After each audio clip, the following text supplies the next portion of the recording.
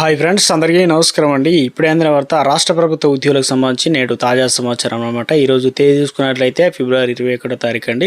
ఈ వీడియోలో వచ్చేసి 2 నుంచి 3 అప్డేట్స్ అయితే ఉన్నాయి. చివరి వరకు చూడండి, అర్థమవుతుంది. మొదటిసారి ఛానల్ వస్తే తప్పకుండా సబ్స్క్రైబ్ చేసుకోండి. చూస్తున్నారు కానీ లైక్ చేయడం మర్చిపోతున్నారు. వెంటనే లైక్ చేయండి. వీడియోలోకి అయితే వెళ్ళిపోదామండి. మొట్టమొదటి అప్డేట్ అయితే ఇక పంచాయతీరాజ్ గ్రామీణ అభివృద్ధి శాఖలో జిల్లా పరిషత్ ముఖ్య కార్యదర్శి అంటే గ్రామీణ అభివృద్ధి సిఇఓలు, ఉప నిర్వహణాధికారులు, డిప్యూటీ సిఇఓలుగా పదోన్నతులు, శాఖాపరమైన పదోన్నతులు ఇక కమిటీ డిపిసి శుక్రవారం ఆమోదం తెలిపింది. 27 మంది డిప్యూటీ సిఇఓలుగా ఇక 55 మంది ఎంపీటీఓలుగా ఇక సిఇఓలుగా పదోన్నతి పొందడం జరిగింది. ఈ ఆమోదం పైన అధికారులు సీతక్క కృతజ్ఞతలు తెలపడం జరిగిందనమాట. సో మొత్తానికి ఒక లేటెస్ట్ అప్డేట్ అయితే ఇచ్చే ప్రయత్నం చేయడం జరిగిందండి. మరో అప్డేట్ అయితే రావడం జరిగిందండి. ముఖ్యంగా రాష్ట్రంలో రిటైర్డ్ అయినటువంటి ఉద్యోగుల పరిస్థితి దయనీయంగా మారిందని, పదవీ విరమణ చేసిన ఏళ్ళు గడుస్తున్నా బెనిఫిట్స్ చేతికి అందడం లేదు. పాత బకాయిలతో నాడు ఉద్యోగ విరమణ వయసు పెంచడం ద్వారా బీఆర్ఎస్ సర్కారు తప్పించుకున్న భారమంతా నేడు కాంగ్రెస్ ప్రభుత్వం పైన పడిందని, ఈ క్రమంలో రాష్ట్ర వ్యాప్తంగా రిటైర్డ్ ఉద్యోగులకు చెల్లించాల్సిన బకాయిలు 9,000 కోట్లకు పైగా పెరిగిపోయాను. వీటిని చెల్లింపుల కోసం నెల రాష్ట్ర సర్కారు విడుదల చేస్తున్న 700 కోట్లు ఎటు చాలడం లేదని, క్లియర్ చేస్తున్న బకాయిలు కూడా మించి కొత్త రిటైర్మెంట్ బెనిఫిట్ యాడ్ అవుతుండడంతో ఆర్థిక శాఖ తలపట్టుకుంటుంది. సో మొత్తానికి ఇక ఇందుకు సంబంధించి చూసుకున్నట్లయితే తమ బెనిఫిట్స్ కోసం రిటైర్డ్ ఉద్యోగులు చివరికి కోర్టు మెట్లు ఎక్కుతున్నారు. కోర్టు ఆదేశాలు పట్టించుకోకపోవడంతో ఫైనాన్స్ సెక్రటరీపై వారానికి ఏకంగా 60 నుంచి 70 కోర్టు ధిక్కరణ కేసులు నమోదవుతున్నాయి అంటూ పరిస్థితి ఎలా ఉందో అర్థం చేసుకోవచ్చు.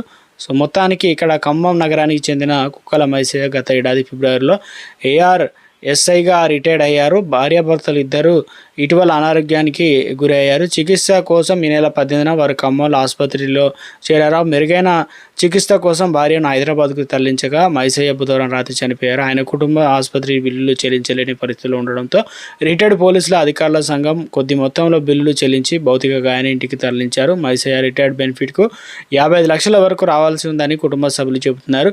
ఈ డబ్బులు సకాలంలో అంది ఉంటే భార్యాభర్తలు ఇద్దరు మెరుగైన వైద్యం చేయించుకునే అవకాశం ఉంటుందని అంటున్నారు. ఈ క్రమంలో ఆర్థిక ప్రయోజనాలు అందక రిటైర్డ్ ఉద్యోగులకు కష్టాలు పడుతున్నారని, వయసు పైబడిన తరుణంలో ఏవైనా ఆరోగ్య సమస్యలు వస్తే ఉన్న ఆస్తులు అమ్ముకొని అప్పుల పాలవుతున్నారంటూ మరో అప్డేట్ అయితే రావడం జరిగింది. రాష్ట్ర పంచాయతీరాజ్ శాఖలో మండల పరిషత్ అభివృద్ధి అధికారులు ఎంపీడీల ప్రమోషన్ వ్యవహారంలో పెనుదుమారం.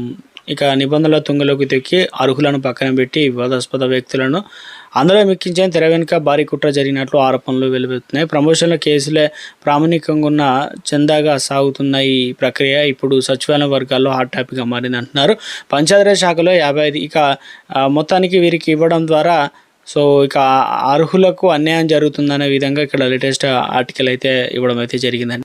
మరో అప్డేట్ చూసుకున్నట్లయితే మార్చి అనగా 2024 మార్చి నుండి ఇప్పటి వరకు ఉద్యోగ విరమణ చెందిన ఉద్యోగులు, ఉపాధ్యాయులు ప్రయోజనాల కొరకు ఈ బడ్జెట్ల సమావేశంలో ప్రత్యేక నిధులు విడుదల చేయాలని తెలంగాణ రిటైర్డ్ ఎంప్లాయీస్ అసోసియేషన్ రాష్ట్ర కన్వీనర్ కోహెడ చంద్రమౌళి అయితే రాష్ట్ర ప్రభుత్వాన్ని అయితే కోరడం జరిగిందనమాట. ఎందుకంటే ఈ మేరకు గురువారం బషీర్బాగ్ ప్రెస్ క్లబ్లో అయితే ఏర్పాటు చేసిన మీడియా సమావేశంలో అయితే ఆయన మాట్లాడడం జరిగింది. గత 23 నెలలుగా రాష్ట్ర ప్రభుత్వం 13,323 ఉపాధ్యాయులు 777 పదవి విరమణ పొందారని, తమకు రావాల్సిన GIF leave encashment commutation gratuity ఇంకా మాకు అందలేదని, సో ఇక విరమణ పొందిన ఏదైతే తర్వాత రావాల్సిన బకాయిలు రాక పెన్షన్లు నానా ఇబ్బంది పడుతున్నారని ఆవేదన వ్యక్తం చేస్తున్నారు. రాష్ట్ర ప్రభుత్వం ప్రతి నెల కూడా చెల్లిస్తున్నటువంటి 700 కోట్ల రూపాయలు ప్రస్తుతం పనిచేస్తున్న సర్వీస్ ఉద్యోగులకు మాత్రమే అంటే అవన్నీ కూడా చేరుతుందని వివరించే ప్రయత్నం అయితే చేయడం జరిగింది. సో ఇదే విధంగా మార్చి 2వ తేదీ వరకు నుండి నిరాహార దీక్ష చేస్తామని, వెంటనే ప్రభుత్వం వాటిని చర్యలు తీసుకొని తమకు రావాల్సిన బకాయిలు వెంటనే రిలీజ్ చేయాలని చెప్పేసి ప్రభుత్వాన్ని అయితే డిమాండ్ చేయడం జరిగింది.